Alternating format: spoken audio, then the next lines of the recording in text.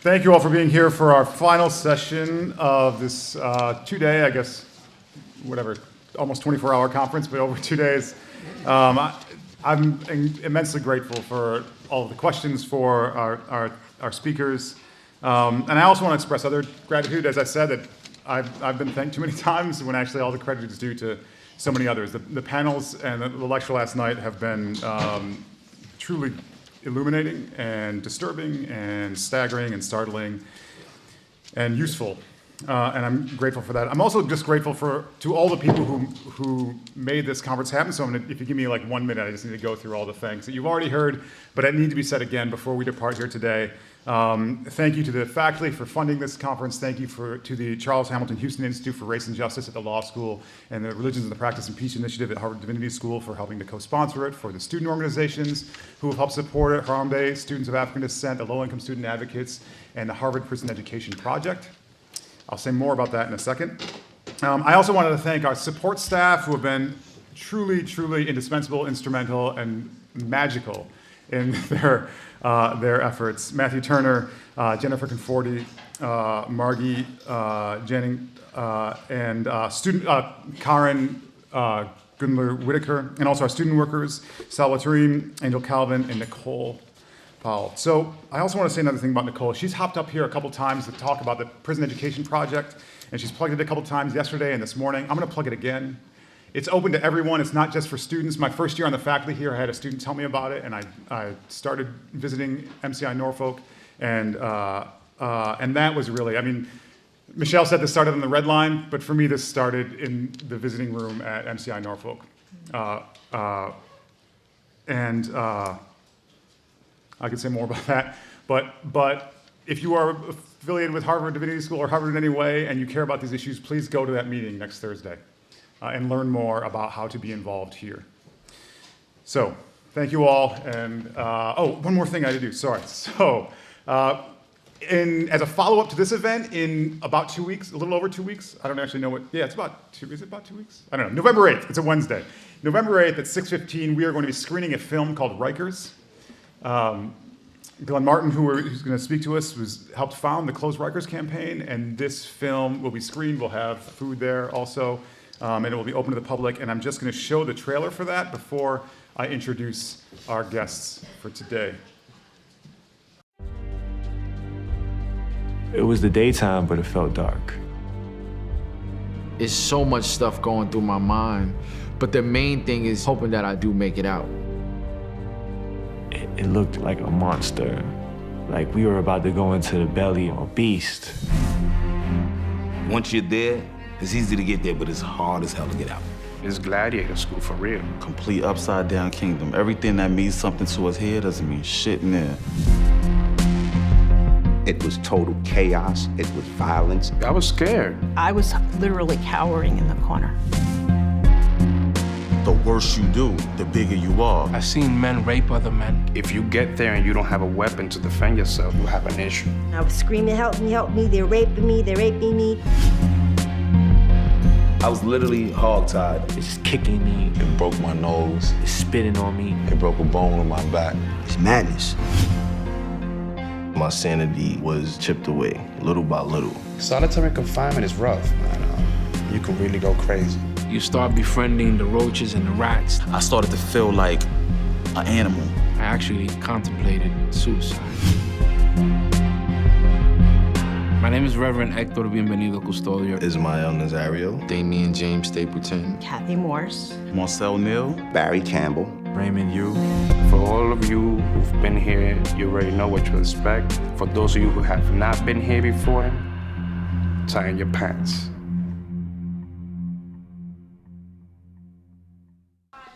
It'll be 6:15 on November the 8th in this room. So please join us for that follow-up event as we try to continue and further the work of this conference. Speaking of continuing and furthering the work of this conference, let me turn now to our guests for this final panel, where the topic is activism and the study of religion and what we can take from this place and how we can move forward. Our first speaker today is Mr. Glenn Martin. He's the president and founder of Just Leadership USA, which aims to cut the correctional population in half by the year 2030. Mr. Martin was incarcerated in the state of New York for 6 years in the early 90s, and he's a recipient of multiple human rights awards and honors, including the Robert F. Kennedy Human Rights Award and the Brooke Russell Astor Award. He's made frequent media appearances, including in such places as NPR, MSNBC, Fox News, CNN, Al Jazeera, C-SPAN, and perhaps most notably in the film 13th. Beverly Williams is a lifelong Boston resident and a retired Boston public school teacher. She's been engaged in advocacy for criminal justice reform for the last 2 legislative sessions through her work with the Greater Boston Interfaith Organization, where she leads these and other efforts for greater social justice here in the Boston area. Next, we have Kaya Stern, who is a lecturer at the Harvard Graduate School of Education and teaches courses there in transformative justice. She has her PhD from Emory. She guest lectures in my Introduction to Ministry class each year, and so I'm grateful for her colleagueship here at Harvard. She is co-founder and director of the Prison Studies Project since 2008 here at Harvard, and she's the author of the book, Voices from American Prisons, Faith, Education, and Healing, which came out with Routledge in 2014. Carleen Griffith-Saku is the founder and principal consultant of the Dignity Project International. She has her MDiv from this institution. She's a transnational human rights strategist and has worked as an organizer, public speaker, preacher, and advocate really around the world for many movements, including the movement for Black Lives and Black Lives Matter, movements for Pan-Africanism, for Palestinian and Dalit liberation, Afro-Indigenous land rights, and immigrant and migrant self-determination.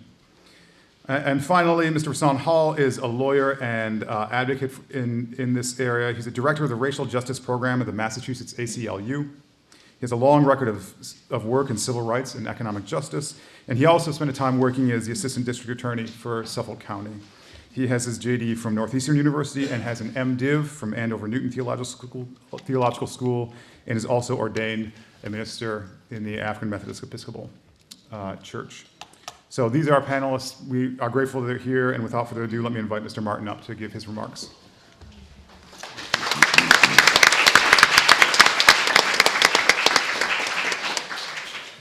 Good afternoon. Good afternoon. So I usually feel like the smartest person in the room until I come to Harvard. I sat in the overflow room and I listened to that panel and I almost left and went home. But I assume I was invited here as the activist and not as the academic, and so I will speak to what I know and what I do day to day and try to help you understand why it's so important, and hopefully create an opportunity for my co-panelists, who I feel honored to be sitting next to today, to respond to these things. And I think we're cutting the time a bit shorter than we originally thought, which means I'm actually going to abandon most of these notes that I took to try to make me sound as intelligent as the people who were on the previous panel.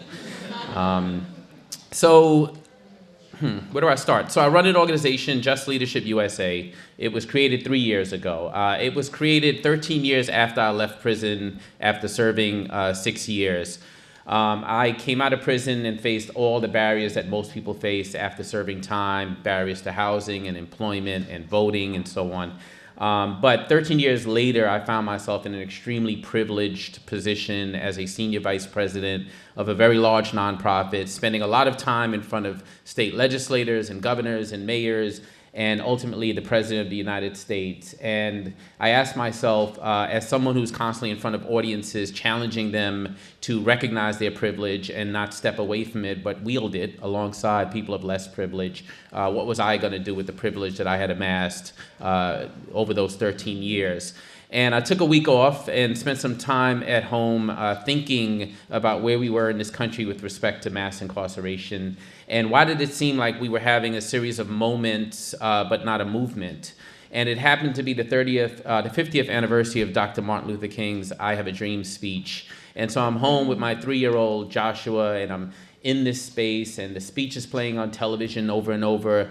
And I think about the fact that we live in a country where over 70 million Americans have a criminal record on file. And I ask myself, what would the Reverend Dr. Martin Luther King say is missing from the field of criminal justice reform? And I believe that he would say that it would be an investment in the very people who've been most harmed by the system. The fact that people who are closest to the problem are closest to the solution, but furthest from power and resources. And so I built the organization on that theory. And so we provide a year-long leadership training called Leading with Conviction to formerly incarcerated people from all over the country. In less than 3 years, we've trained 366 people in 29 states plus DC. Folks with all sorts of conviction records. We do not ask about the type of conviction during our application process very deliberately because we want to build an organization with leadership of that reflects who we lock up in this country. And to be even more pragmatic, the surveys that have been done on this issue actually say that the better job you do of explaining to white Americans that the criminal justice system disproportionately affects black Americans is the less they want to do anything about it. And so we wanted to emerge with a cohort of leaders that helps white Americans understand that if you compare America's incarceration system to any other country in the world, that they also are disproportionately impacted by mass incarceration and all of the collateral consequences that stem from it. And so that really was the birth of Just Leadership USA. About a year and a half into the organization's growth, we spent the majority of our resources investing in these leaders, and then we turned our sights towards advocacy and organizing, which is what we really care about. We do leadership training toward movement building. The leadership training is the idea that, by definition, the folks who have been most marginalized have had the least amount of access to resources, including an investment in their leadership. But at the same time, even though that's a significant portion of our budget and our work, ultimately what we care about is ripping down systems of oppression and recognizing that historically systems of oppression are durable and they replicate themselves right under your nose while you're working to dismantle them.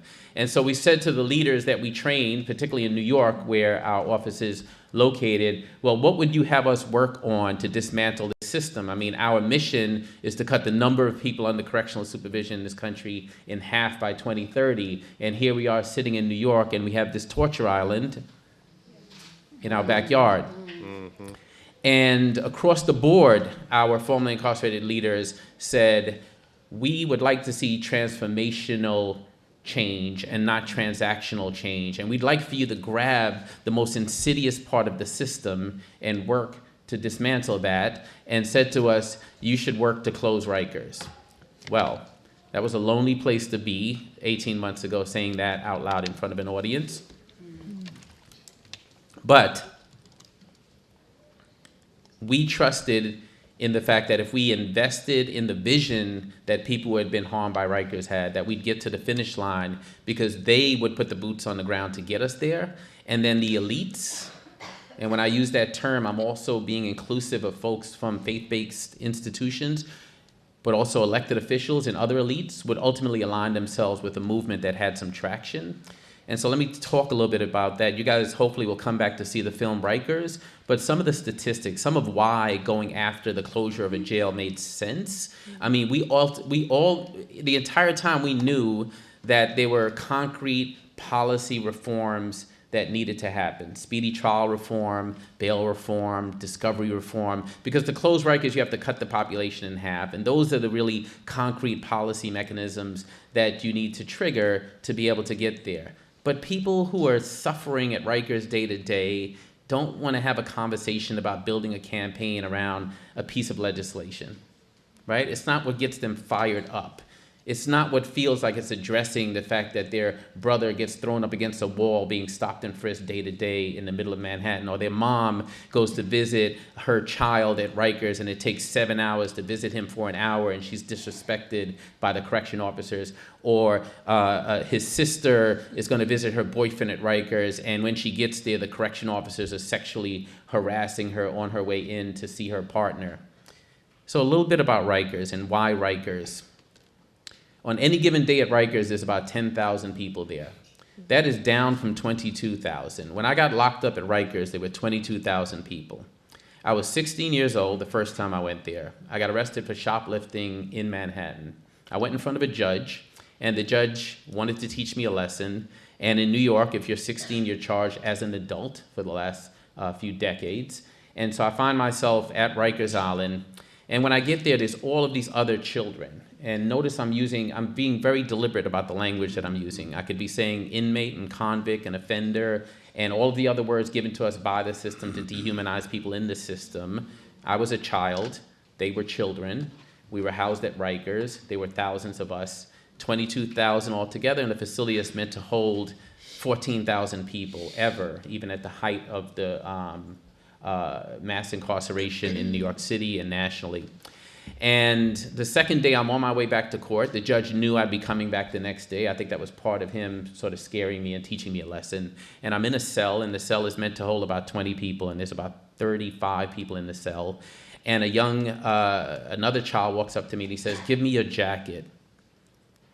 Predator or prey? You have two choices on Rikers. There's nothing in between." And those are the sort of moments where you have to make a decision. To avoid violence at Rikers, you have to be violent at Rikers. And we found ourselves fighting in that moment. And I suddenly realized I was fighting 4 other young people in that cell. And by the time I emerged, I realized that I was bleeding from my neck and from my back. I was stabbed 4 times during that interaction. But that wasn't what was most difficult, folks, even as a 16-year-old. Rikers is called gladiator school. So if you can have a fight like that with 5 people and emerge on your feet, then you're a gladiator.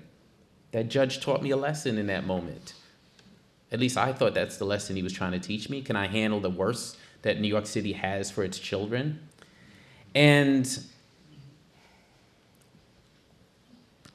about 5 years later, I found myself back at Rikers to serve a year before ultimately serving 5 years in prison. And this time on the way to Rikers, going over the bridge, I remember saying to myself, I'm not going to be the victim. I'm going to be part of the culture here, and I'm going to survive. And let me tell you what the culture is. On any given day, these days, today, there's 10,000 people on Rikers. So we've already cut the population in half at a time when crime is down in New York City to levels of 1961. 80% of the population are not convicted of a crime. So 80% are folks who just cannot afford bail, are sitting on Rikers anywhere between a year and 10 years. Not convicted of a crime as a detainee. 89% people of color in a city that's 56% people of color. 41% have a mental health diagnosis. 75% of the women, the 600 women at Rikers, have a mental health diagnosis. We spend $247,000 per bed per year on Rikers. We have 1 correction officer for every detainee. That doesn't exist anywhere else in the world. In some of the most amazing prisons in Norway, you don't have 1 correction officer for every detainee. The island was purchased from a man named Richard Riker. Richard Riker had the title of recorder in New York back in the early 1800s. Recorder, and that title meant that he oversaw all of the criminal courts in New York, Richard Riker. Richard Riker also was part of the Kidnap Club. At nighttime, he and his white male buddies would go out and kidnap young black men and bring them to court the next day and have property hearings and send them back to the slave-catching South. This is the piece of property that was purchased by New York to create Rikers Island. It was 87 acres of land. It ultimately grew to 420 acres of land. In fact, it's grown so much, it's about 200 feet away from LaGuardia Airport. Most people don't realize that. It's a stone throw away from LaGuardia Airport. Why does that matter? Because when you build a jail in such close proximity to an airport, there are architectural differences to a jail that's built safely. Jails that are safe are podular. Rikers is flat and linear. I have a brother who grew up to be a correction officer. Thanksgiving's difficult at my house. But I wouldn't want my brother to work at Rikers. Why? It is dangerous for a correction officer to go down a cell block with 50 cells to break up a fight or to stop an argument. So what do correction officers on Rikers do? They deputize a couple of people that are serving time to keep order and to manage the other 50 people on the cell block who are serving time. As you can imagine, when you give away that authority, you never get it back. That's a bit of a snapshot about Rikers, and hopefully what you're hearing is that this place is sort of the culmination of everything that's wrong with our incarceration system in the United States, and that Rikers stands as a symbol of the most insidious parts of that system. So what did we do? We launched this campaign, the Close Rikers campaign. The first time I had a chance to talk to our progressive mayor, Mayor de Blasio, was at his, you heard the sarcasm? You guys are good, or you follow my Twitter account. I was at his inauguration, and within an hour of him becoming mayor, I stood online to take a picture, and I said, Mr. Mayor, with all due respect, I'm here to tell you to close Rikers. And he sort of blew me off and said, I don't understand why. Why would you say that? With everything I just shared with this audience, he's the mayor. He's been a citywide elected official before he became mayor. And in some ways, he challenged me to go out and build this campaign to help answer that question of why. And we did, but we did it in a very unique way. We invested, again, not in elected officials, not in other elites in New York City, not in people who were most privileged, but in people who literally were walking off Rikers every single day, in the people who actually could tell the stories of what it was like to serve time on Rikers, the women who found themselves sexually abused on Rikers, the men who found themselves beat into comas on Rikers Island.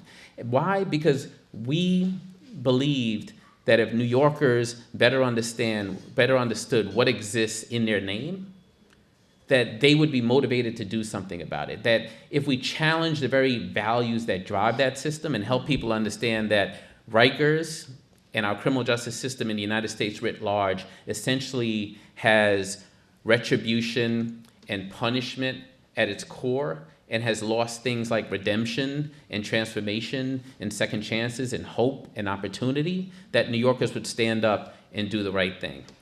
And by any stretch of the imagination, this campaign was hugely successful. In 12 months, we got the mayor to change his position, even though publicly he was calling us naive. He was saying, no way, it's too difficult, it's too expensive and everything else. That the mayor finally came about saying, we absolutely should close Rikers. And unfortunately, in that moment, he actually closed off City Hall to the very people who helped get him to that point, and said we should close it in a decade. And as you can imagine, if you're living day to day with the horrors of Rikers, hearing that our progressive mayor suggests that we should wait a decade to close Rikers with the daily abuses that stem from that place was a slap in the face for the folks who had worked so hard to get him to that point. By the time we got to that point, we had 165 organizations on board. And these were all sorts of organizations. They were reentry organizations, housing organizations, folks who provide employment to people with criminal records, and ultimately faith-based institutions and faith-based leaders.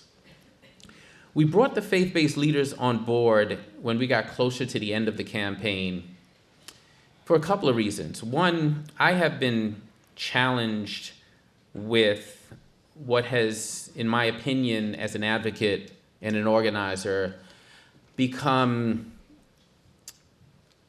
a very difficult scenario in New York where many of our faith-based leaders have found themselves far too aligned with many of our elected officials. Mm-hmm. And I mean, I've been doing this work for 15 years, and I literally have seen the transformation over those years in terms of who's willing to come to the table. I mean, we did rallies, we did marches, we did billboards, we did television ads, we did print media, Twitter chats, we did videos, we did IP targeting of the mayor, we bird dogged the mayor. The mayor went to Florida, we went to Florida. We had already done the huge lift. In fact, because we started with such a bold campaign, the things that seemed like high-hanging fruit before, getting the 16 and 17-year-olds off Rikers, not building a new billion-dollar jail, getting folks out of solitary confinement, those things became low-hanging fruit. We won those things before we even got to the point of the mayor saying yes to close Rikers. But the role of faith in the campaign itself is that religion can be disruptive. It brings to the table worldviews and moral systems, and organizations of religion can serve to either legitimate systems like Rikers Island or disrupt those systems and challenge those systems.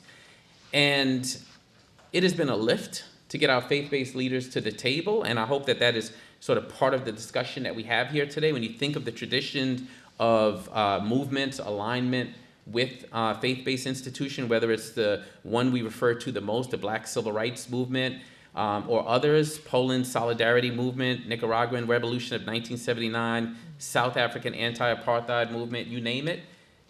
I have been totally taken aback at how a place like Rikers Island, which many New Yorkers now refer to as Torture Island, could be something that exists without faith-based folks in leadership. Why? Because we can make a financial argument for closing Rikers. That will not get us to the finish line.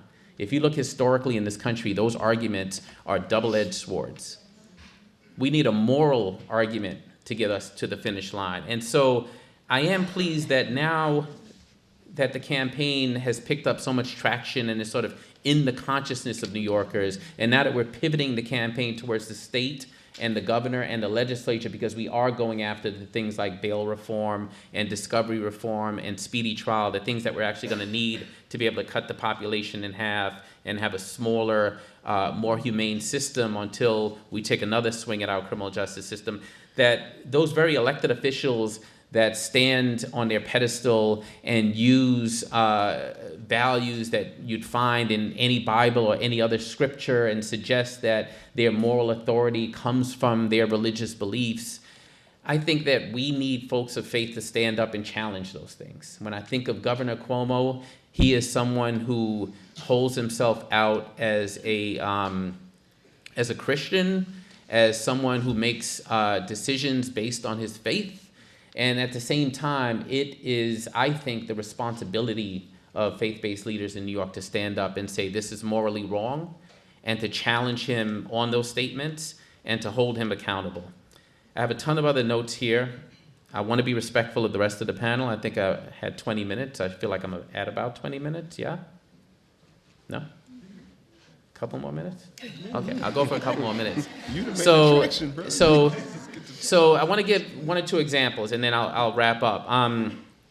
Here's an example from the Close Rikers campaign of how more recently faith leaders have come on board. We did a vigil outside of Gracie Mansion at one point to sort of turn and pivot in the messaging in the campaign. So we did it in front of the mayor's house very deliberately.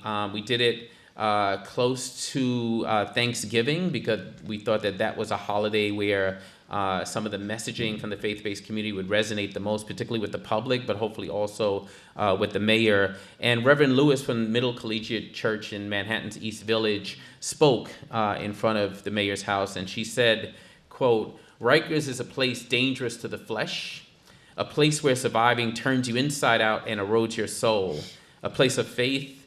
As people of faith, it is our moral responsibility to stand for the marginalized, to have compassion for the children of God who are behind bars, whose lives are shattered, and who live in danger every day." Rabbi Jesus, the leader of our movement for revolutionary love, said, "When we care for the hungry or thirsty, the strangers needing clothes, the sick or the incarcerated, we have cared for them." At Just Leadership, we say people who are closest to the problem are closest to the solution. The corollary to our slogan is that as a function of our extreme marginalization, people who've been in the system, we're also furthest from power and resources, as I mentioned earlier. And one of the places that we look to bridge the gap is the faith community. And the faith community does an amazing job of prison ministries and coming into prisons and sort of pulling people up when they're at one of the most difficult moments in their lives. And at the same time, I think that the faith community can be reminded of the critical role that it has played in movement building and in helping us go from moment to movement and to holding our decision makers morally accountable. Thank you.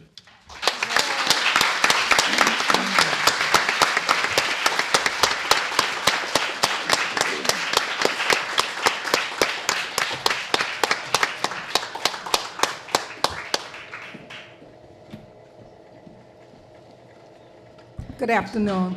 Again, my name is Beverly Williams, and I am an organizer with GBIO. It's easy to say GBIO. It stands for Greater Boston Interfaith Organization. And we are composed of 40-plus faith-based religious institutions. And that looks like Christian institutions, Muslim institutions, Jewish institutions.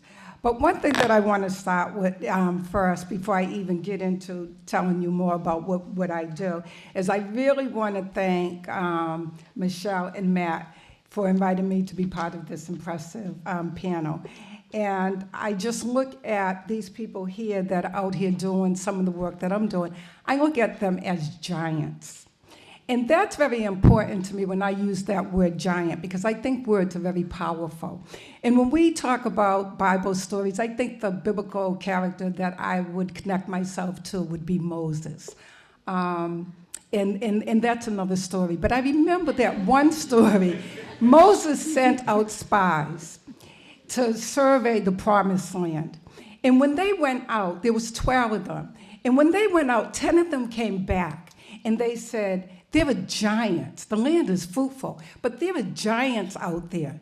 And we are going to get swallowed up and we're going to be like grasshoppers. And that's important to me. Because when I was a child growing up in Mission Hill projects, there were systems of oppression that made me feel as a child, and I could even see my father feeling as if he were a grasshopper.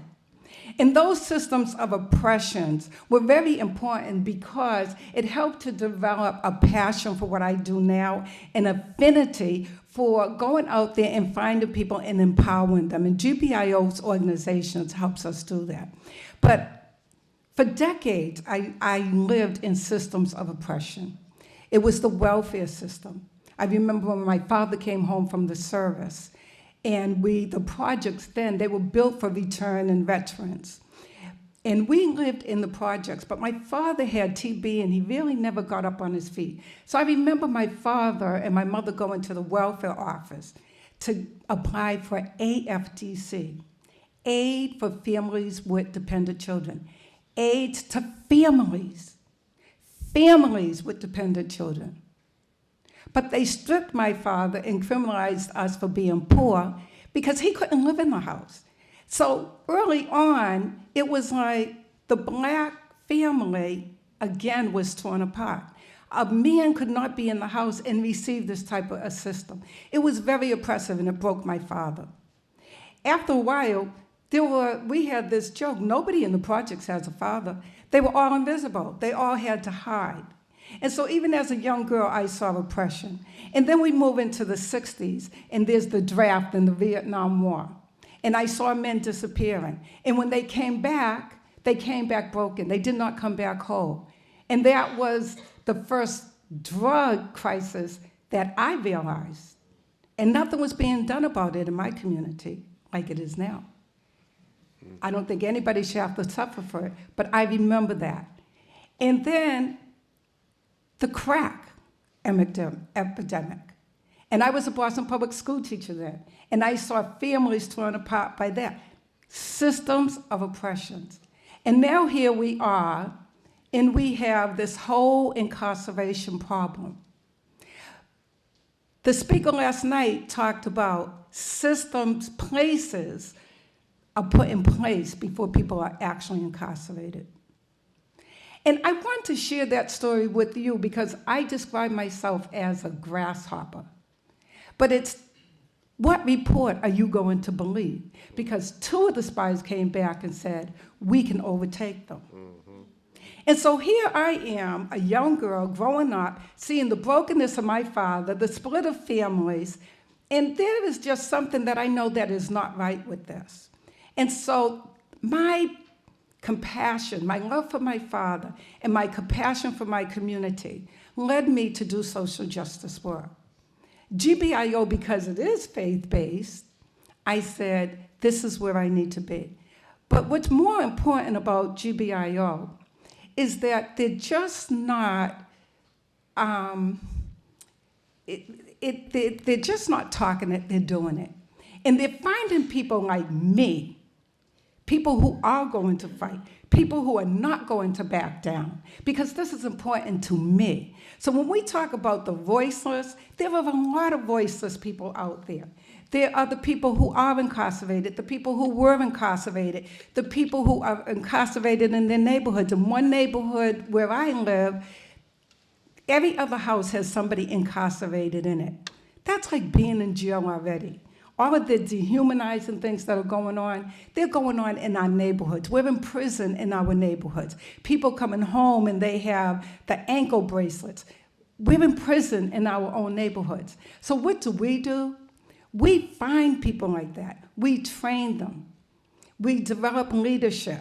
And those are the people that are going to hold on to not just their morals, but they're going to hold on to the sensible things that need to happen.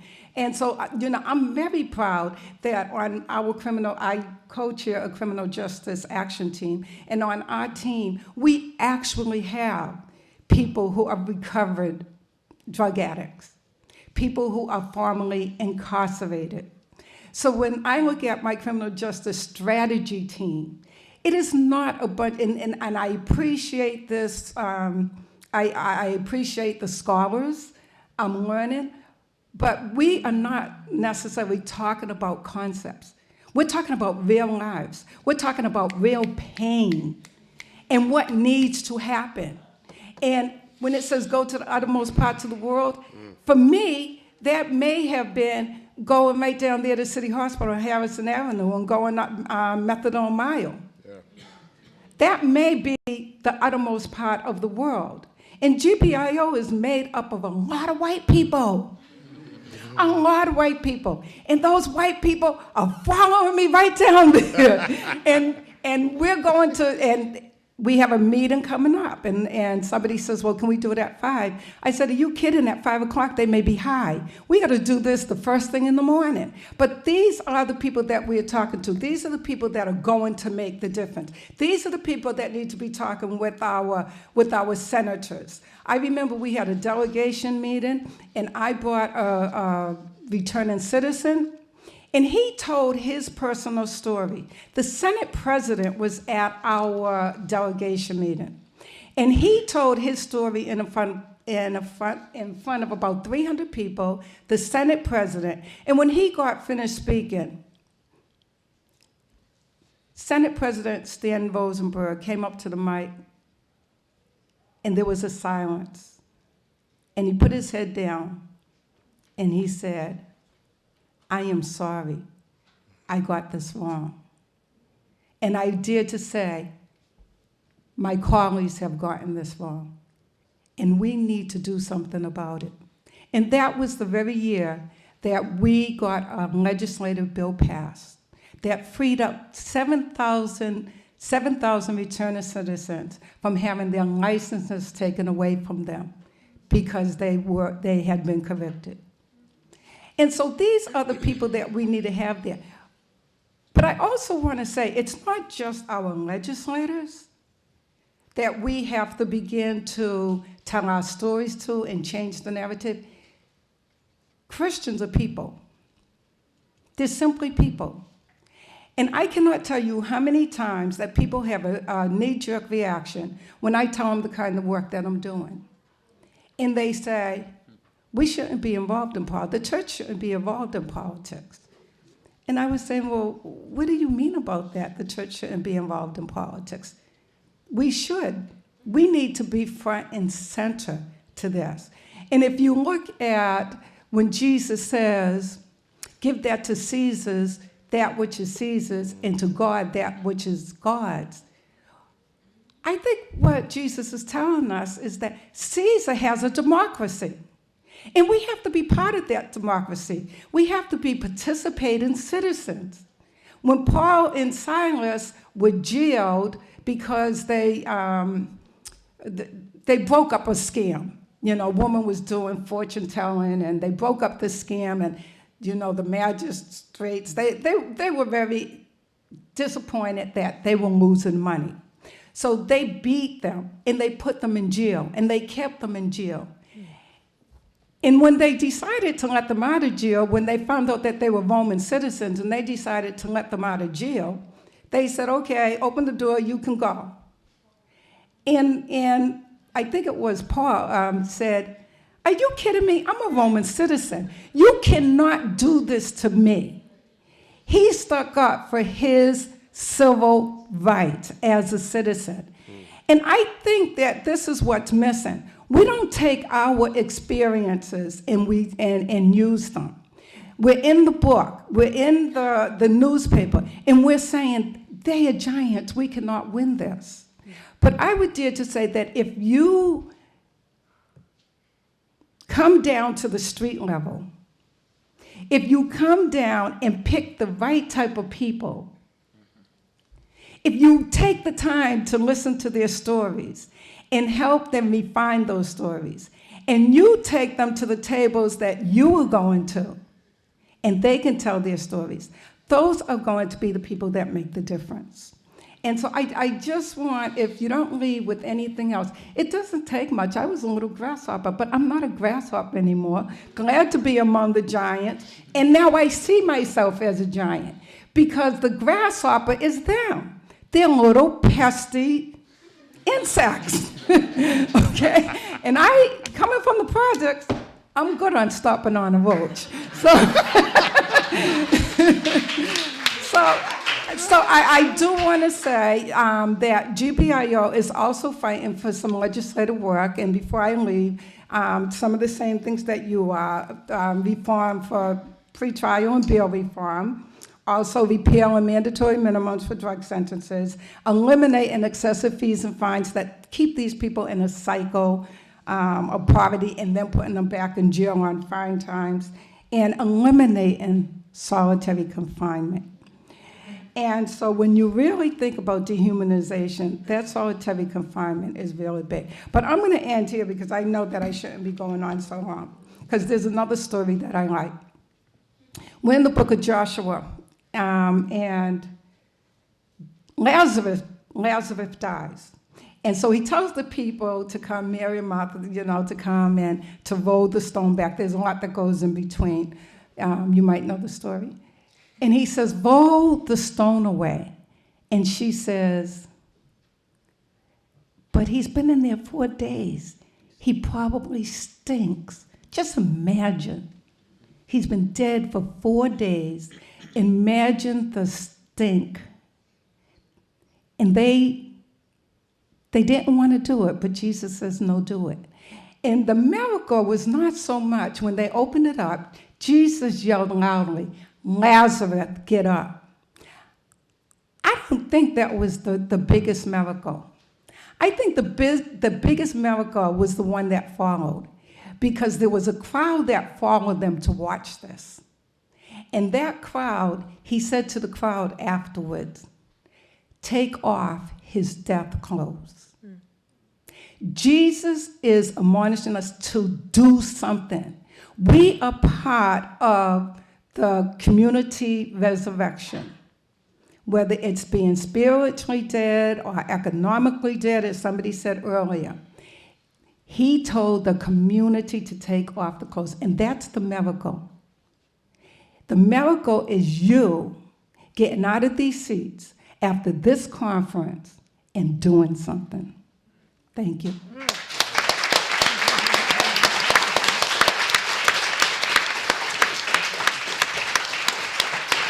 All right, preacher. Up in here preaching.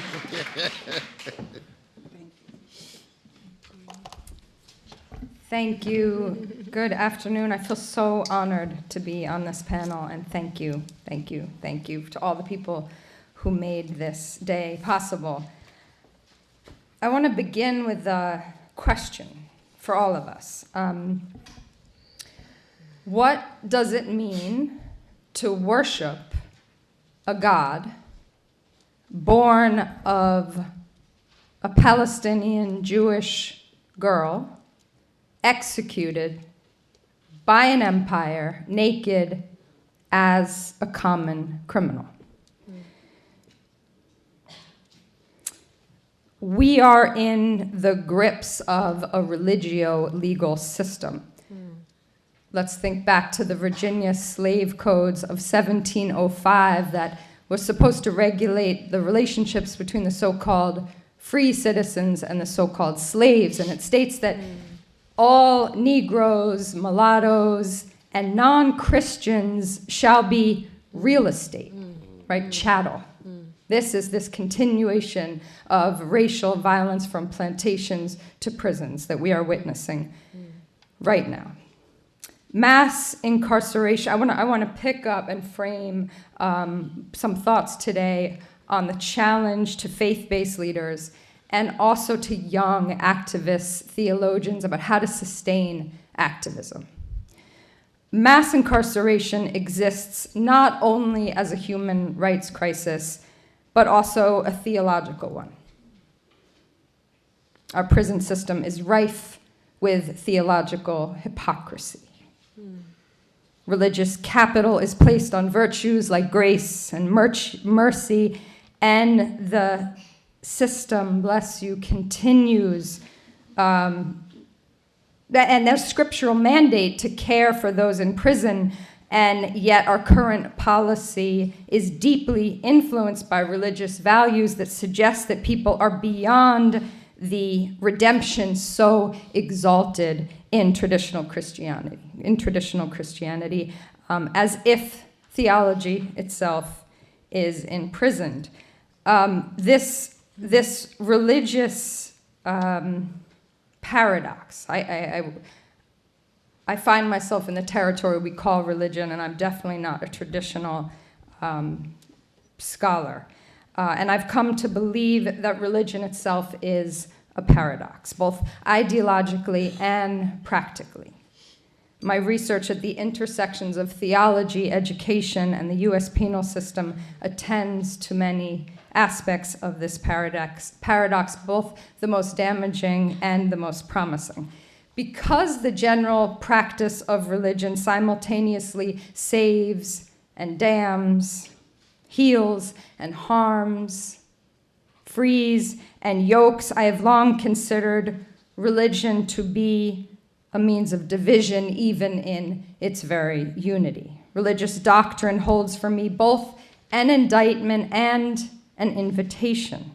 An indictment of what I consider to be the perversion of particular religious values when, for example, justice is invoked to sanction cruelty, and the invitation for people of faith to hold religion accountable to itself, to practice the religious values of mercy, radical love, and forgiveness that it preaches. Our culture is mesmerized by the myth that violence will redeem us. This myth is rooted in the religious ideology that claims we can right wrongs and heal wounds through isolation and retribution. We therefore exact violent punishment in an effort to institute justice. Indeed, theologian Walter Wink has written that this myth of redemptive violence is the spirituality of the modern world. In this system, prisons are the tools of so-called justice, and with these tools, the isolated become the enemy. Oftentimes, seamlessly, the enemy becomes the other, the one who deserves harm, the one who may legally and righteously be violated. If we can just get the bad guy, right? Popeyes, Brutus, Osama bin Laden, Judas, we will be redeemed, safe, and free. To violate the enemy in the name of justice is as common as a cartoon villain, but in prison, that kind of violence is not abstract. Whether justice is framed in terms of freedom, equity, opportunity, protection, or collective responsibility to be effective, that is, to effect real resolution, it must be a process that reveals itself in relationship to realizing our own and each other's humanity. And under this framework, the criminal justice system in place in this country scarcely deserves to include justice in its name. Therefore, I refer to our punishment system, our punishment sector. I think beyond using humanizing language, we also have to think about what it means to place criminal and justice next to each other again and again and again, and talk about resource officers in schools when we're talking about a paramilitary presence. We call rooms where people are not locked inside naked, with nothing but a grate on the floor to relieve themselves, with padded walls covered with blood and feces, because people will resist with whatever they have. We call them safety cells. We have to re-examine on every level and be careful as activists and deep thinkers what is the language that we use.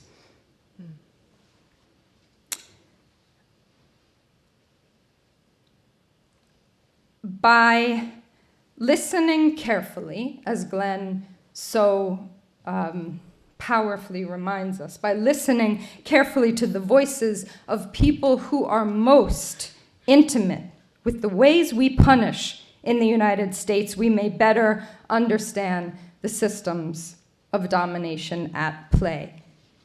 And we must be steadfast in our determination to make community justice the bedrock of public policy making. Professor Jennings reminded us that to show up at local zoning meetings is to participate in some of the most important moral meetings in our community. That's activism at the local level.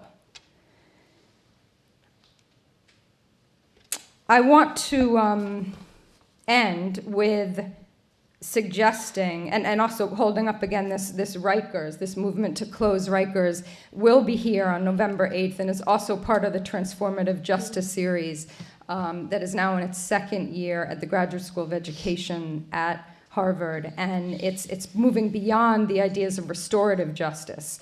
Was just speaking to a student of mine in prison who's serving a triple life sentence, condemned to die 3 times for a crime he committed as a child. How can we restore what in and of itself is not just? Punishment has become so cruel that it no longer has integrity. So not only do we have to transform ourselves and heal relationships, we have to transform structures.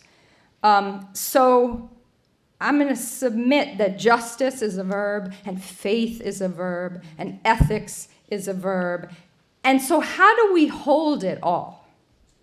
How do we bear witness to suffering, inspired by ethical principles, and be steadfast in our commitment to render the world more humane and just? How do we reconcile being focused on Instagram when we know people are being tortured at this very moment? Each of us, I believe, embodies profound contradictions. I waited tables in fancy New York restaurants for almost 10 years as I worked in prisons. And as I spent my days struggling to be part of changing policy that locks people in cages for illicit drug use, at night I served champagne in a short skirt to VIP customers as they snorted cocaine in cigar rooms protected by private security. Yeah. Maybe our job is to hold the pain of contradictions. That's what it means to be ethical. To be strong enough to accept the cognitive dissonance between what we know to be true and how we live. Because if we care about injustice and cannot tolerate lying to ourselves, the more we wake up, the worse it feels. Perhaps part of the ethical imperative is to hold that pain, to live fully and vigorously commit ourselves to what we believe and to what we do not understand. And in order to be love warriors and sustain our work for social justice, we must also insist on joy. I'm going to end with a quote from Ella Baker. She reminds us that we who believe in freedom cannot rest until the reins are in the hands of the young who dare to run against the storm. Thank you.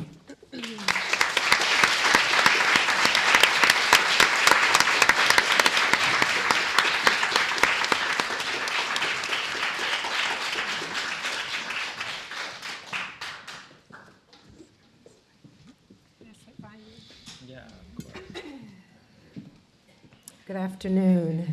Good afternoon. I am thankful to be invited to be a part of this conversation. Thank you to Professor Potts, Professor Sanchez, my colleagues and panelists, and I am thrilled to be back here at HDS.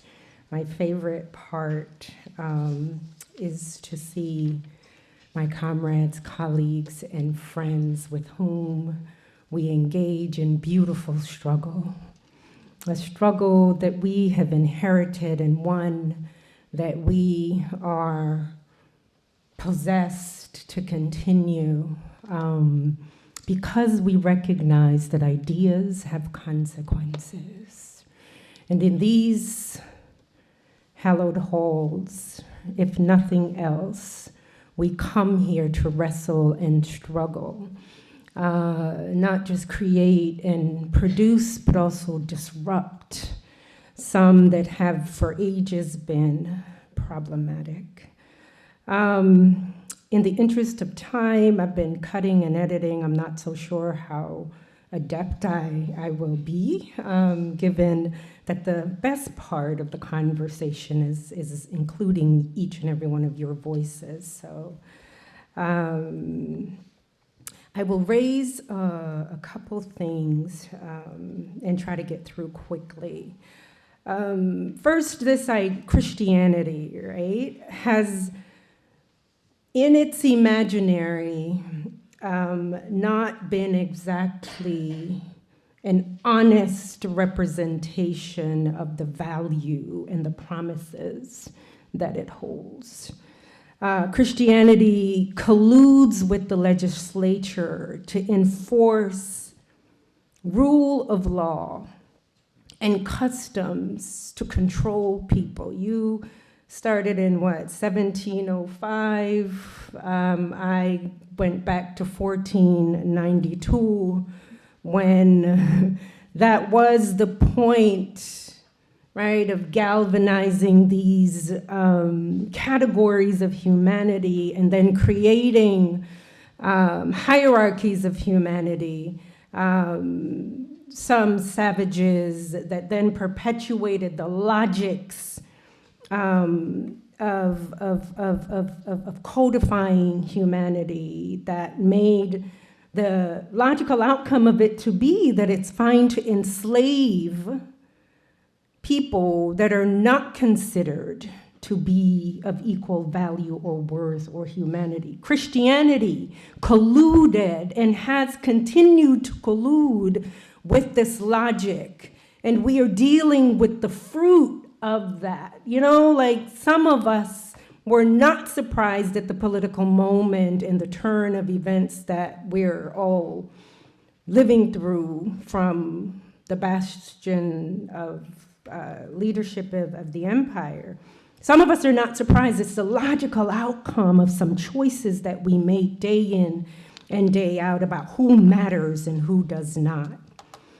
However, the gifts of a Christian ethic that my dear sister Kaya talked about, to reimagine and promote and advocate for a kind of human dignity that then manifests in not just ideas and constructs, but then how now do we live our lives? How now do we live? The carceral state is more guided by an ethic of capitalism and the racialized human stratification that emerges from the imagination of the nation state that has always rendered poor Black and brown people the most vulnerable, right, to the draconian effects of this moral corruption. As Christianity was co-opted during enslavement of Black bodies, to reflect the logics of human dehumanization. So too that evolution is the carceral state and has maintained that of not only punishment for disobedience to the master or masters of the law, but also an uphill battle to truly embody a gospel that represent a revolutionary imagination, a decolonized humanity in which all persons are indeed created of infinite sacred worth and value. And if we hold to these ethics, then logically it would seem then that the resources that we have, because isn't that, after all, how we also represent our priorities, right? But as a society, the resources that we have would go to upholding, not building prisons, but building human lives, preventing the things that are precursors to, right, what leads often to the struggle and the wrestling and the choices that some are imprisoned for, that others equally make choices but are protected by privilege of race and class, right? Who suffer within this caste system that I've already described and pay death-dealing consequences for generations, because we do not incarcerate individuals, we incarcerate families and communities.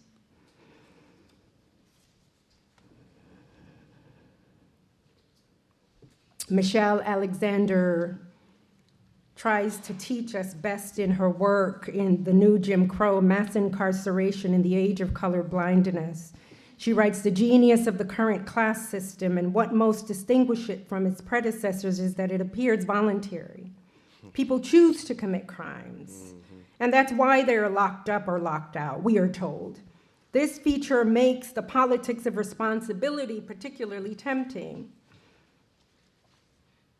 As it appears, the system can be avoided with good behavior, but therein lies the trap. All of us are criminals, says Alexander. All of us violate the law at some point in our lives. If the worst act that you have ever done is to speed 10 miles over the speed limit on the freeway, you have put yourselves and others more at risk of harm than someone smoking marijuana in the privacy of their living room. Yet there are people in the United States serving life sentences, that being their first time drug offense. This is virtually unheard of anywhere else in the world. Mass incarceration in the United States tells us where we are with ideologies of race. And practices a form of Christian ethics that truly does not value all lives equally.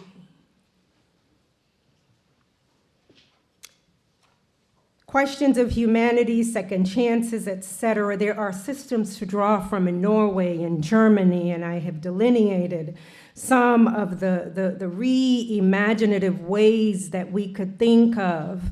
I have also gone through to delineate the ways in which misdemeanor justice, have you all heard that term? It emerged out of the uprising of Ferguson, when the Department of Justice went into that community, and it isn't just Ferguson, but we had the benefit because of the uprising in Ferguson, the Department of Justice came back to rend the veil of a system, a caste system that was rooted in white supremacy, racialized targeting of Black communities through systems of fines, right? And targeting the Black community. I will go through just a bit of it, and I will close with the reimagination and normalization that a principle of equal humanity and sacred worth and dignity of all people can perhaps get us there. And one of the greatest call and mandate of the church is recognizing that profligating its ethic and the hope and the promise that the church has also bears with it not simply going into prisons, right, and doing and serving charitable good for those who are incarcerated, but to get involved and put resources that put the multiple millions of dollars in resources that are put into building funds, how we find money, right, within our institutions that are well-heeled, right? It isn't enough for the prosperity gospel to extract multiple millions of dollars from poor communities to build gigantic edifices, trying to keep up with the white churches that are well-heeled and have millions of dollars, right? That the greatest challenge that they have is reimagining how to modernize their building with a multi-million-dollar capital campaign. But yet you have people who are poor, and poverty is a precursor to the behaviors that land one into prisons according to the logics of the system. I suggest that the gospel then calls us then to reevaluate our material culture and what we really value, not to just preach it on Sundays, but to put your money where your mouth is. And the greatest challenge of that is desegregating our communities, de-imperializing our gospel, because it is this imperial gospel that stills between January and June, rather September of 2017, 97,482 persons suspected of living illegally in the United States were imprisoned by ICE. And so I'm not gonna get to go through the criminal misdemeanor conversation and read about the German system, right? Their whole prison system, because they learned from the Holocaust, and it impacted. Apparently, we have not learned from the enslavement and the genocide of indigenous populations in the US. We really have not yet learned our lessons. It isn't enough to do patchwork reformation. Some people have all the time in the world. Those whose mothers and fathers, brothers and sisters, daughters and sons, communities are in prison, we are out of time. The German system starts with a constitution that says human dignity is inviolable. To protect it and defend it is the duty of all state authority. The offices of the government, the prisons, the laws says that by serving the sentence, a prisoner is to be able, this is what they call the re-socialization, right? They ought to be able to be reintegrated into society and to lead a life without recommitting, without recidivism. Therefore, the model of the prison system then is to treat and accord this very dignity, to model it within the prison system, and a process of re-socialization, to then protect the individual and in so by doing, protect the community. I am also suggesting the modes in which we generate criminality begins with our very idea of how we imagine human beings and how we do not. Thank you.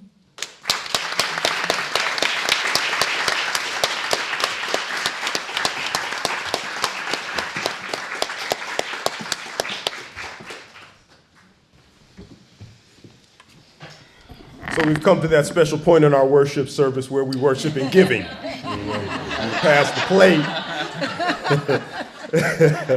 Good afternoon, everyone. Thank you for the opportunity to be here.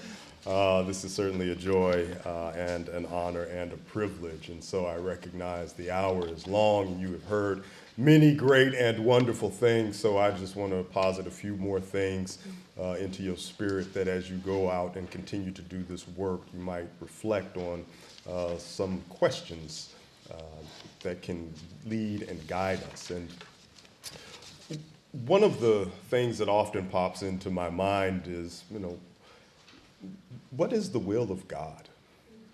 Particularly as we think about and contemplate this justice work. When we think about dealing with oppressed peoples, oppressed communities, what is the will of God? And what is our responsibility in relation to what we understand that will to be? What are we willing to do? What are we willing to advocate for? What are we willing to sacrifice? In what ways are we complicit in perpetuating systems of oppression? It's hard to put ourselves in a position and look at ourselves in positions of power or look at ourselves as people who are perpetuating oppression. I think it's easy to point out individuals or institutions and say they are the problem. They are the ones that are what is wrong with us, or they are the ones that are creating or doing the harm, right? We can have progressive values till the day ends. You know, I believe in prison abolition. I believe in disarming police and ultimately the elimination of police forces, right? And those are good and lofty ideals to have. And, you know, we never get there if we never have that conversation, because there was a point in time where people were saying, I believe in the abolition of slavery. And folks were just like, what are you talking about? That's our, you know, that is the source of our income. That is our economic system. So we can have these progressive ideas and values and beliefs in ourselves and who we are, but when we are not advocating for the destruction of systems of oppression, when we're not actively engaged in dismantling systems of oppression, it raises this question, are we complicit in it? I think about my time as a prosecutor, and maybe that's not that far of a stretch to say, well, yeah, clearly you were sending people to jail. But there was a role that I played. I was a part of the system, and I felt pride in what I did as someone who advocated on behalf of victims. People were victimized by other people. There was harm that was done to them. And even though I struggled with the role of me being a black man, sending other black people to jail, I felt that there was a responsibility that I had to the communities who were victimized, for the mother who was, or the grandmother who was coming home after a long day at work and had a bunch of kids hanging on her stoop, making it difficult to walk up into her house or enjoy a peace of mind at night, or people who were complaining about quality of life issues. And I had this mindset that I was doing the right thing and that the system of justice operated, maybe not always fairly, but it operated to maintain our safety and our security. The reality is some of those quality of life crimes are problems, right? There are people who live in communities who have problems with vagrancy and trespassing and prostitution and theft and drug abuse and violence. But does the solution necessarily need to be incarceration and detention and police violence? There were, a case that sticks out in my mind of a young man who, again, thinking that I'm not a part of the problem, but rather the solution, was charged with possession with intent to distribute marijuana within 500 feet of a park. So he wasn't selling weed. He was just possessing weed in a way that was packaged such that the police believe he intended to sell it. And therefore that made him eligible for an enhancement of being prosecuted within a certain distance of a park. 18 years old, no prior record, and his mother was in court and said, I don't want to see my son go to jail. That school zone charge carried a mandatory minimum offense or a mandatory minimum sentence, which was 2 years in the district court. So he would have to go to jail for 2 years and serve every day of that 2 years without any parole, without any good time, without any early release, without any furloughs, 365 days twice. But we had a practice in our office that we would dismiss the mandatory enhancement in exchange for a sentence that we as the prosecutors felt was appropriate. And so I gave this young man a 2 for suspended for 2. So he had a 2-year sentence hanging over his head for 2 years. And his mother, who was in the court with him, even though he had no record and he had no prior infractions with the law, said, we'll take that, because it meant her son didn't have to go to jail that night. I have no idea whatever happened to that young man. I don't know if he had a probation officer that was a jerk and violated him for a technical violation.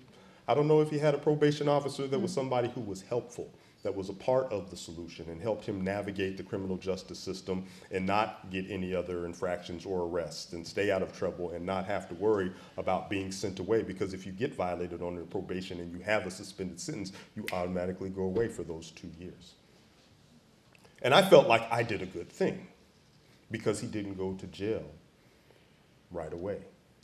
And so that is part of the problem. There is a framework, there is an ideology, there is an understanding of how the system works and what is good and what is bad about it. The narrative is beginning to push that and change that, thanks to a lot of people who have been doing tremendous advocacy work, thanks to Michelle Alexander's book that really has cracked open this conversation and made people begin to understand the problems within the carceral state.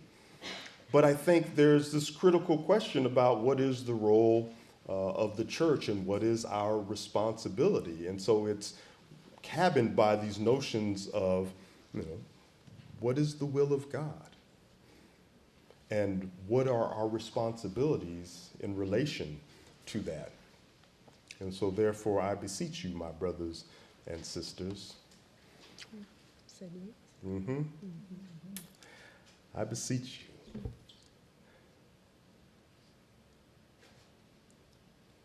to not, see now, then you know it and then you don't know it.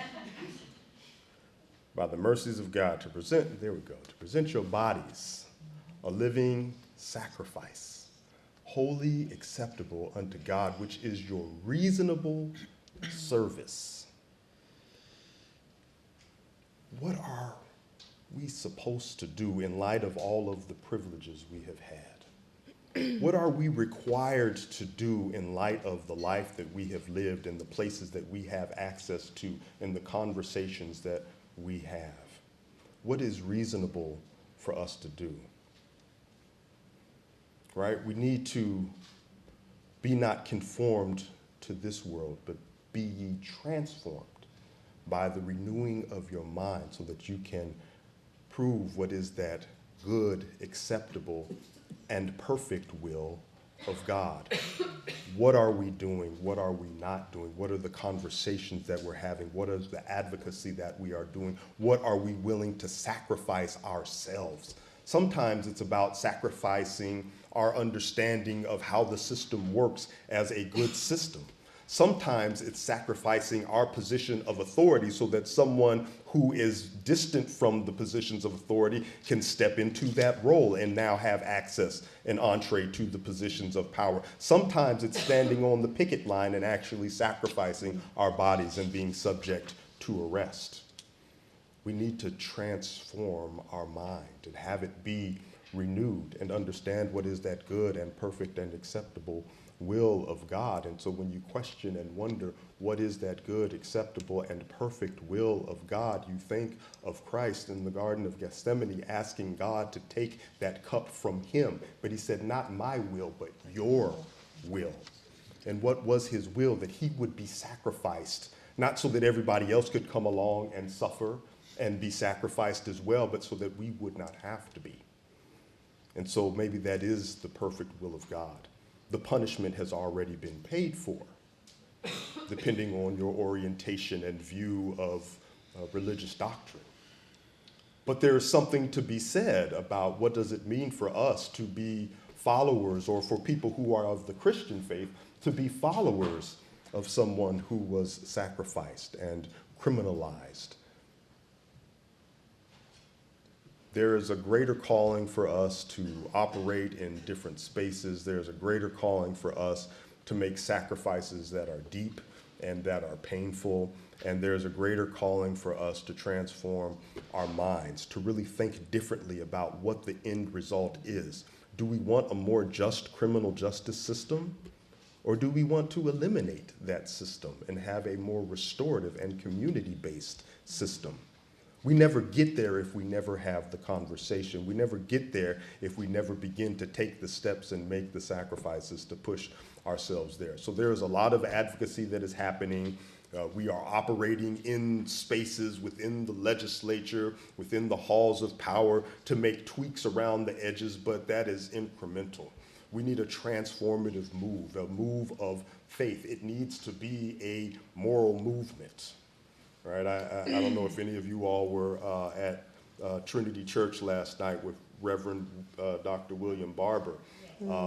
amazing individual. And, he talked about the creation of a poor people's movement and revisiting that movement. And, he talked about Luke 4:18 when Jesus said, "The Spirit of the Lord is upon me, has empowered me to preach liberty to the poor and to set the captives free." And he said, any good news, any evangelical movement has to be one that is rooted in dismantling forms of oppression. And so there is something powerful to be said about a church that is evangelizing in resistance to forms of oppression. So thank you for this opportunity, and I look forward to being a part of this transformative movement.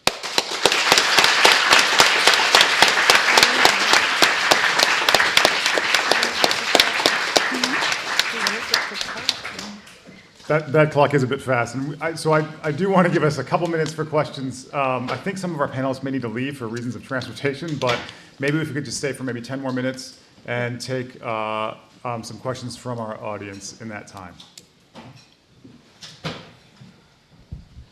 Thank you all for your comments. I think you all may have touched on this in various ways, but I was just wondering your thoughts on what is the role of punishment and incarceration, if any, in an ideal criminal justice system? Well, I'm not sure. I know a lot of times that I had a conversation with a woman that was in one of my spiritual development groups at church, and she says, "Good, they get what they deserve." And I said, "Are you sure they're getting what they deserve? Are you treating a drug problem with punishment as opposed to treatment? We have a drug crisis." And so holding somebody accountable to me does not necessarily mean punishment. I think that people need to be held accountable. There needs to be some way where the victim, and somebody talked about victims, Rashawn. I'm a victim, but I'm still out here doing the work, because I don't want those people who come back into the community to do to somebody else what was done to my nephew. And so, yes, I want God's justice, whatever that looks like. And I don't know really what that looks like. I want the case to be closed. I want the person to be found. And yes, but that doesn't mean that I want that person to be locked up for 20 or 30 years. Because 98% of the people come back to the community. And that person who committed that crime is coming back to the same community they left, my community. So do I want that person to come back whole, or do I want that person to come back more disturbed than before they went in? Can I add to that? I'm sorry. Thank you.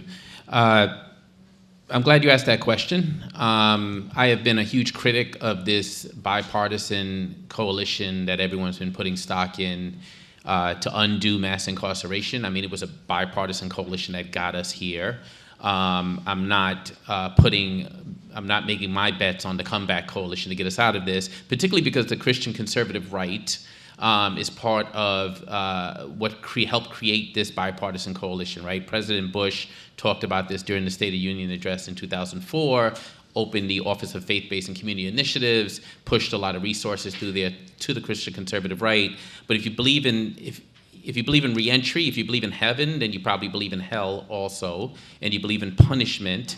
And we have a criminal justice system that has worked for some and not worked for others for hundreds of years, right? The best outcome you can get in our criminal justice system comes from white skin and privilege. And if we treat everyone the way we treat those folks, we probably have a much more fair criminal justice system. But until we think about things like proportionality and parsimony, I have a difficult time having a conversation about punishment, especially because the deprivation of liberty to me seems to be the punishment. And if you look at other countries and other systems, everything from there is about restoration in most systems, except here in the United States, it's all about perpetual punishment. And I'm speaking as someone who, after 13 years of serving time, gets invited to the White House with a black president who says he cares about ending mass incarceration, and find out I can't get into the White House because of a 21-year-old conviction.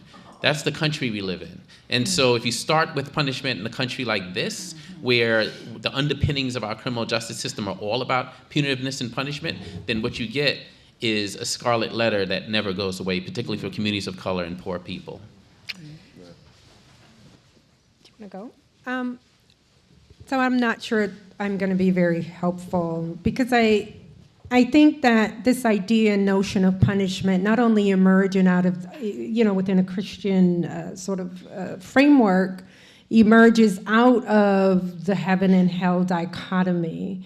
And at the same time, those who have power and can perpetuate and dictate and construct a system do so in part because of fear of punishment, right? A fear, because that very logic and belief system, fear retaliation, right? And so as a part of the racialized logic, the separation, the mechanisms of control, not just extraction of revenue from the bodies of Black people, but literally fearing what would really happen if people who were the benefit of enslaved societies, or the benefactors thereof in the United States, were to receive the punishment that is deserved out of that kind of humanity. And then who gets punished and who does not? Which crimes are visible and which ones are not?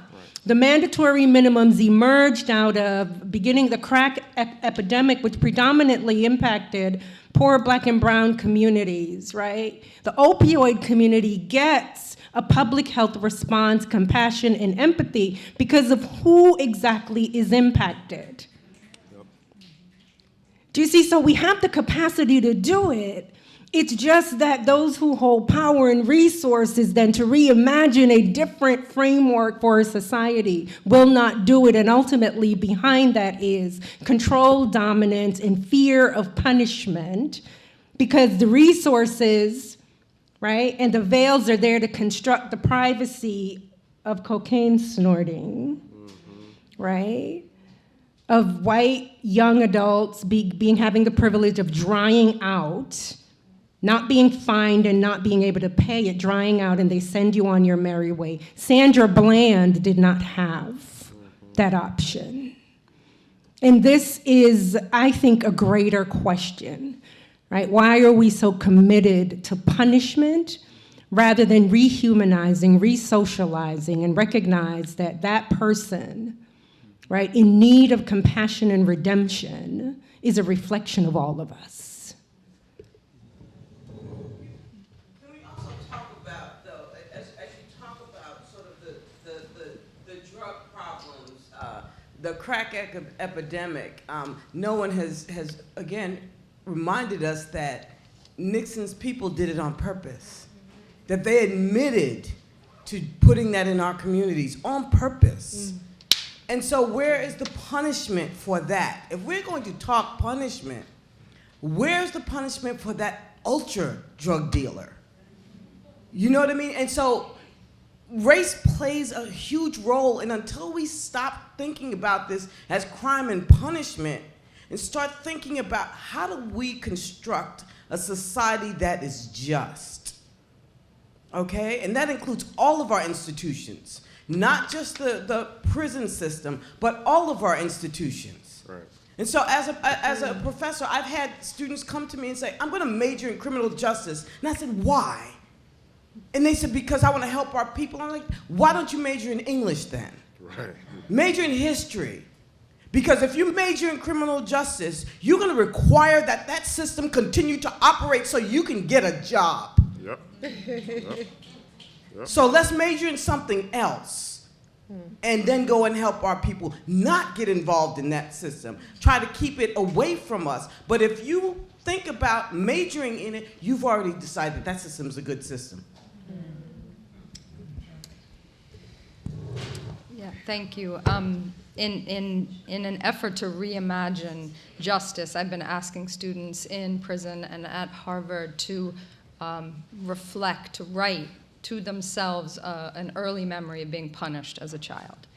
And I've collected many over the years, and whether it's a kind of seemingly, whether it's a withdrawal of love, timeout version, or a corporal punishment version, the child themselves, for the most part, doesn't remember the transgression and doesn't think it was just. And I think if we're going to reimagine justice, we have to tell really painful truths about the way we imagine God is punishing us, the way we punish our children, the way we punish ourselves. And this question of what is God's justice, I had the honor of sitting next to Professor Jennings last night at dinner, and after hours of breaking bread and conversation, I had to, as someone who wasn't baptized, ask him this question that I love to ask of smart, faithful Christian folks, which is, and what do we do about Judas? What about this one safe scapegoat that we need for this narrative of salvation, who is eternally this evil enemy? And help me understand. And it was so deep the way, and I've been orienting my work around this punishment paradigm. It seems we've got this notion of original sin, and we're justly condemned by God, and it's just this punishment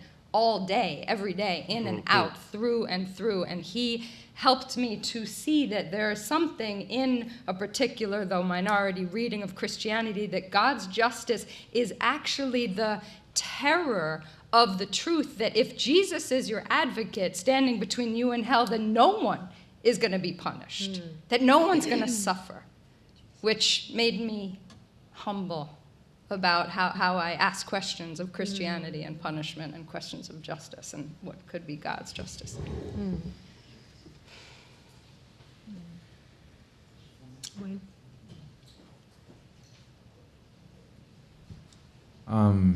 So my question is, I think that Ta-Nehisi Coates has made a good argument how the black church, the sort of romantic language in the black church is torn away at the romantic language in the black church is sort of torn away at the immediacy and the urgency of the black liberation issue. And so I wonder how you folks negotiate that or reconcile those two ideas. Could you repeat that quickly? So I think that, Ta-Nehisi, so not outside of Ta-Nehisi, I think that there are some people that fear this very the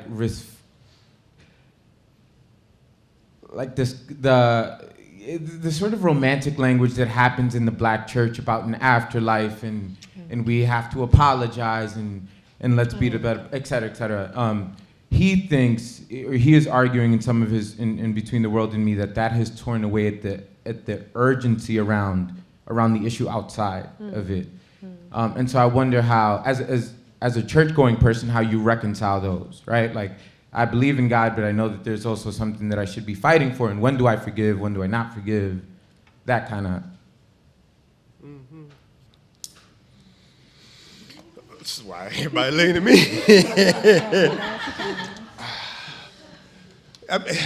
It is a challenge, right? Because there's this notion around the fierce urgency of now, and instead of waiting for the afterlife, for this whole notion of going from labor to reward has got so many folks jacked up that they don't speak out against injustices, and the theology of suffering. That we have somehow either earned our suffering, or that in order to achieve a reward that we have to endure the suffering. And I think that it is a tremendous problem.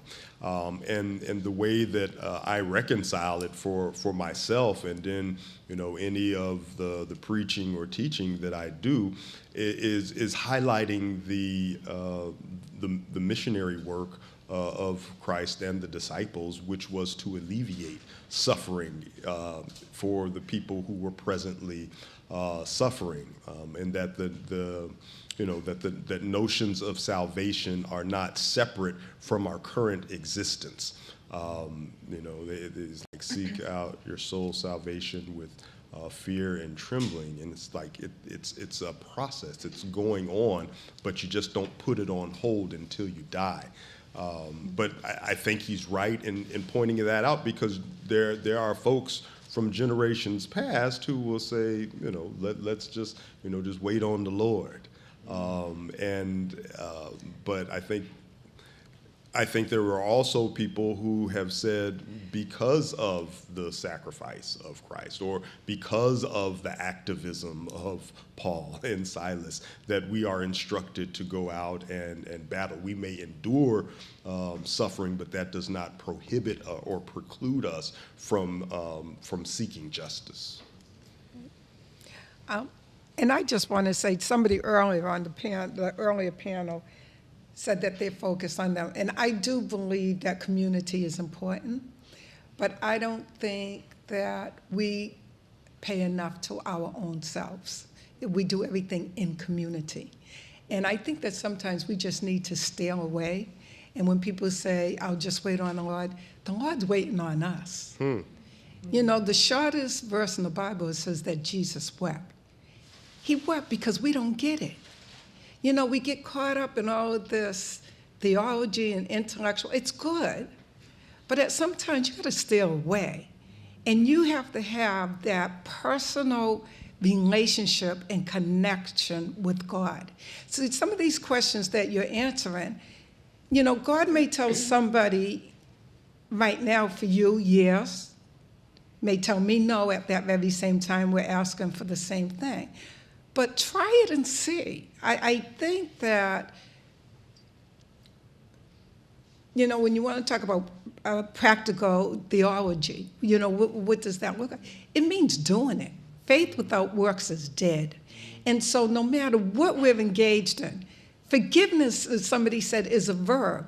When do I forgive? I forgive all the time. You know why? Because you're not going to tie my life up. You're not going to tie my life up. I forgave the person who killed my 17-year-old son that I basically raised because my sister was a drug addict. And I was in church, and everybody, Sister Bev, come on up. Let's pray for Sister Bev. And I went up because they were supposed to lay hands on me, and I was like, that's not the prayer that I want. I'm okay. The prayer that I want is for that lost soul. And so I forgave that person and freed myself up to be able to be helpful to other people, to be able to do this type of advocacy work. And so I know that we do things in community, but still away and really look at where you are and start asking important questions, because God's going to answer you. I can't always give you the answers. And I'm like, why did Michelle invite me here? I don't have half the answers, But I think that some of our answers are very simple. Remember when they said that the guy Robert Folk, and everything that I needed to know, I learned in kindergarten. Everything I needed to know, I learned at Vacation Bible School.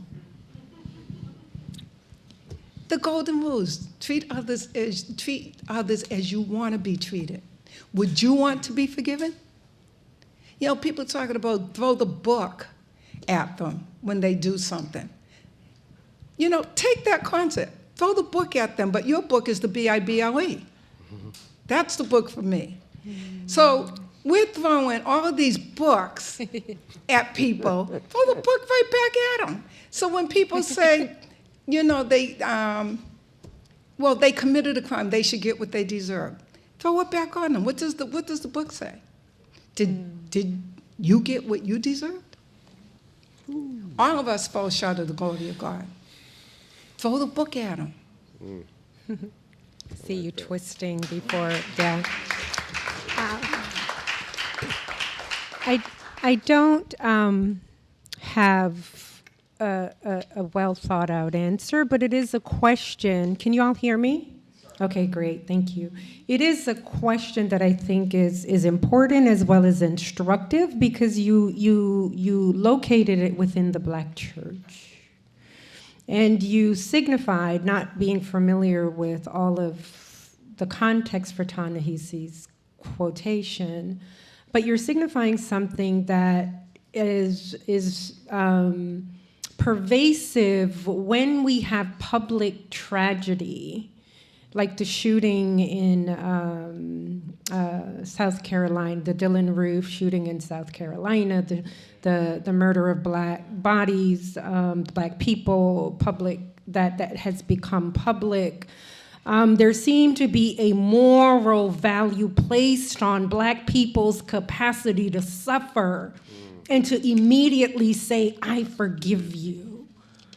When we don't seem to place that same moral value judgment on the victims in Las Vegas, and nobody ever really jumps and feels the kind of pressure and the kind of gaze to embody and walk and live in some moral integrity rooted in this tradition.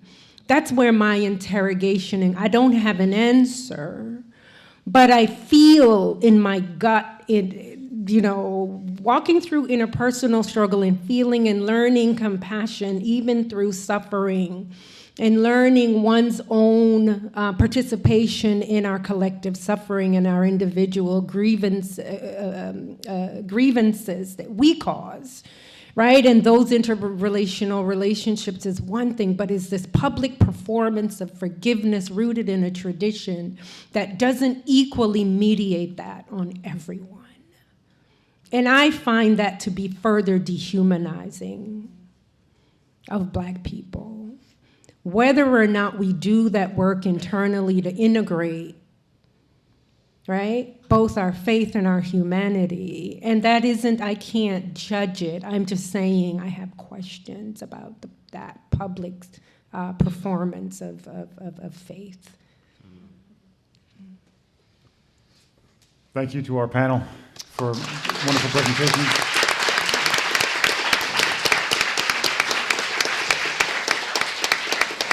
So a little under 24 hours, we've come to the end of our time.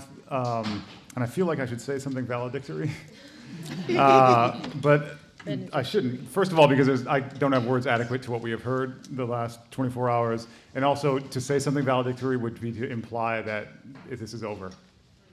And the story continues and the struggle continues. Thank you for being here. Thank you for your attention. Thank you for the work you will do tomorrow and the next day and the next day.